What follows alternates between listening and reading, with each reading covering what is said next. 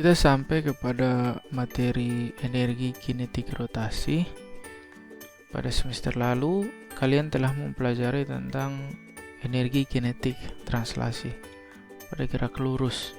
Yang persamaannya adalah EK sama dengan 1/2 mv kuadrat.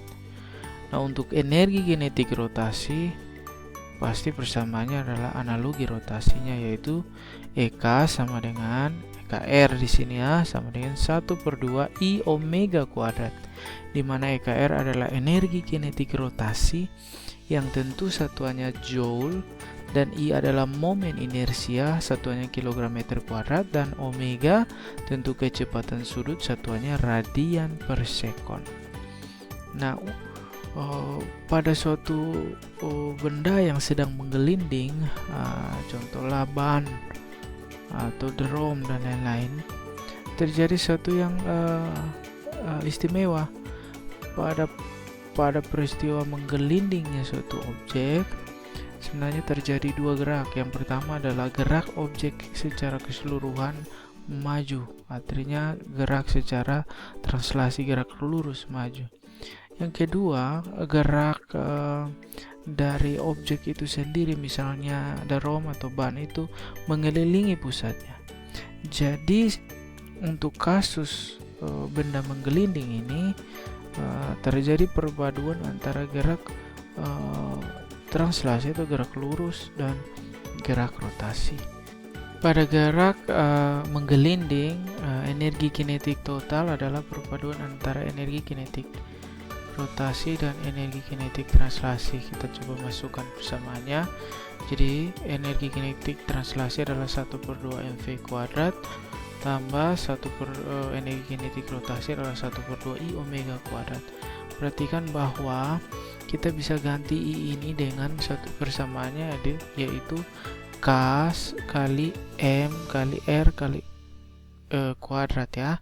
Nah, perhatikan K ini adalah bilangan skalar pada rumus momen inersia benda.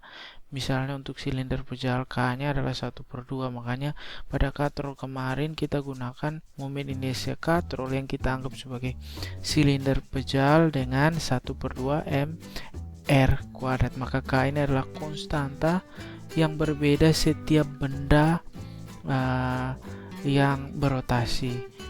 Contoh, ini gambar yang Pak sudah pernah kasih. Ini untuk persamaan momen inersia, K-nya adalah setengah, yaitu silinder berongga. Tapi persamaannya berbeda di sini, ada M dikali R1 dan dikali R2 kuadrat.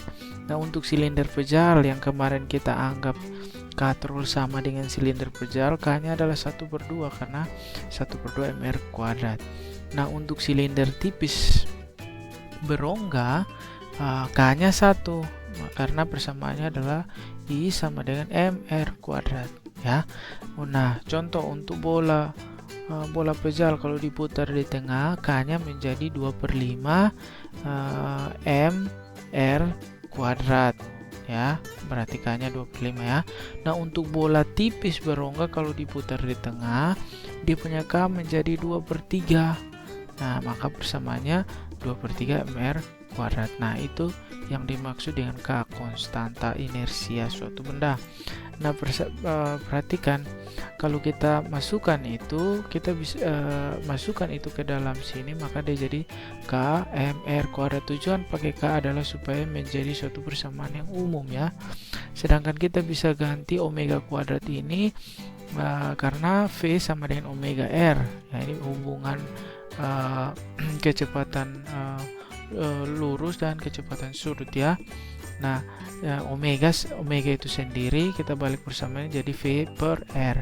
Kita masukkan dua persamaan ini ke dalam persamaan ini, tujuannya supaya kita mudah dalam perhitungannya dan persamaan-persamaannya bisa disederhanakan. Perhatikan, maka ini persamaan ini tetap 1/mv kuadrat ditambah ini 1/2 kmv kuadrat. Kenapa? Karena di sini ini omeganya dikuadratkan, maka di dalam kurung V dan R-nya dikuadratkan, V-nya jadi kuadrat di sini, jelas ya.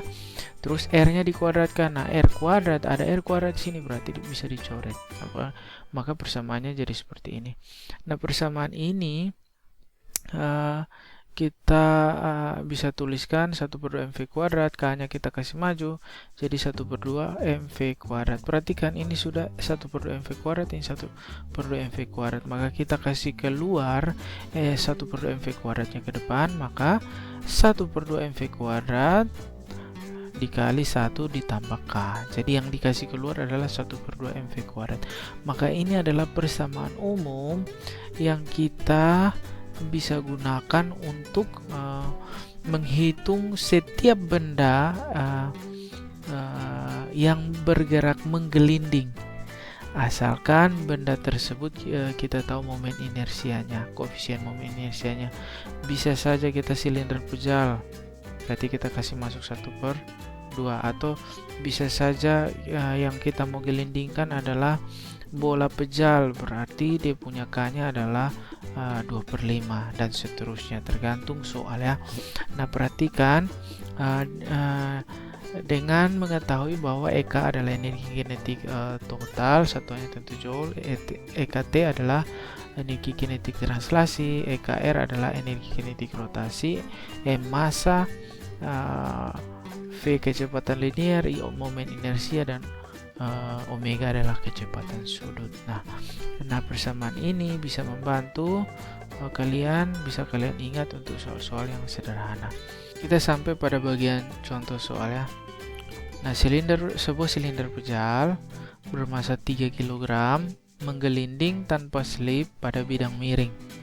Jika tinggi mula-mula adalah 7,5 meter, hitunglah kecepatan silinder sesaat sebelum tiba di dasar. Nah, oke, perhatikan ini.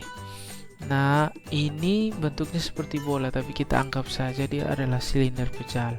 Oke, yang momen inersianya kemarin kalian sudah tahu 1/2 mr kuadrat. Pada keadaan pertama, silinder ini berada pada ketinggian 7,5 meter dan dia bergerak pada bidang miring. Nah, kalau pada bidang miring geraknya, maka kalian ini sudah pelajari semester lalu, gerak benda pada bidang miring. Nanti prosesnya sama ya. Nah, tetapi yang ini agak sedikit unik karena benda atau silinder ini bergerak dengan perpaduan antara gerak rotasi dan gerak translasi, yaitu gerak menggelinding. Kamu diminta menghitung kecepatan dari silinder ini pada saat dia sampai di dasar dari bidang miring.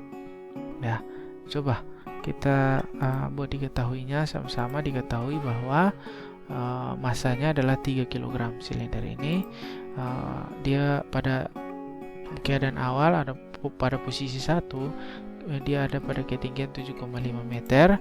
Dan kamu diminta menghitung kecepatan pada saat dia sampai di dasar atau sesaat sebelum dia sampai di dasar.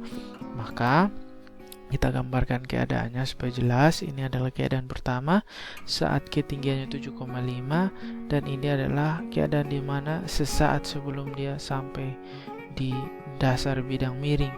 Kita anggap ketinggian pada saat di posisi kedua ini adalah sama dengan 0 ya, artinya ketinggiannya tidak ada. Nah, perhatikan di semester kali lalu kalian sudah mempelajari bahwa menyelesaikan persoalan gerak pada bidang miring kalian paling mudah kalian menggunakan hukum kekekalan energi mekanik, di mana energi mekanik awal pada keadaan awal harus sama dengan energi mekanik pada keadaan akhir atau keadaan kedua. Nah, sekarang perhatikan, kita bisa masukkan. Kenapa? Karena energi mekanik itu adalah jumlah dari energi kinetik ditambah dengan energi potensial. Maka persamaan ini menjadi energi kinetik 1 tambah energi potensial 1 sama dengan energi kinetik 2 tambah energi potensial kedua. Nah, perhatikan energi kinetik itu dia punya persamaan kan 1/2 mv kuadrat. Nah, pada keadaan 1 di sini, kita menganggap bahwa kita melepas benda ini menggelinding dari keadaan diam, yaitu kecepatannya sama dengan 0. Karena kecepatan V-nya sama dengan 0, maka kita bisa coret bagian 1 ini, karena nanti hasilnya 0, maka ini bisa dicoret. Kemudian energi potensial itu bersamanya M kali G kali H. Nah, pada keadaan 1 hanya adalah 7,5, berarti ini kita tidak coret, ada nilainya nanti. Nah, pada keadaan kedua ini energi potensialnya adalah M kali G kali H, di mana hanya tadi kita anggap 0. Kalau 0 berarti kita bisa coret, ini hasilnya 0, maka energi potensial 2 mau kita coret. Dan energi kinetik 2 tentu ada, karena yang kita cari adalah kecepatan benda sesaat sebelum menyentuh dasar, ya kan? Maka persamaan ini bisa menjadi EK2 pak balik memangnya tadi EK-nya di sini, pak balik memang EK-nya di sebelah sini. Oke. Maka EK2 sama dengan EP1. Energi potensialnya Pak taruh di ruas kanan karena persamaannya dibalik. Maka kita bisa masukkan persamaannya. Ingat bahwa energi kinetik pada keadaan ini adalah energi kinetik pada sebuah silinder pejal. Karena gerakannya adalah menggelinding, maka energi kinetik adalah pada keadaan ini adalah perpaduan antara energi translasi dan energi kinetik rotasi. Maka kita bisa tulis energi kinetik translasi 10 mv kuadrat kan, tapi ada 2 di sini karena pada keadaan kedua, ditambah energi kinetik rotasi pada keadaan kedua. Oke, sama dengan M kali G kali H1 yang ini. Maka ingat bahwa I-nya ini kita bisa ganti, tujuannya supaya mempermudah perhitungan ya. I kita bisa ganti karena ini adalah silinder pejal. Maka ingat momen inersia silinder pejal adalah 1/2 mr kuadrat. Oke.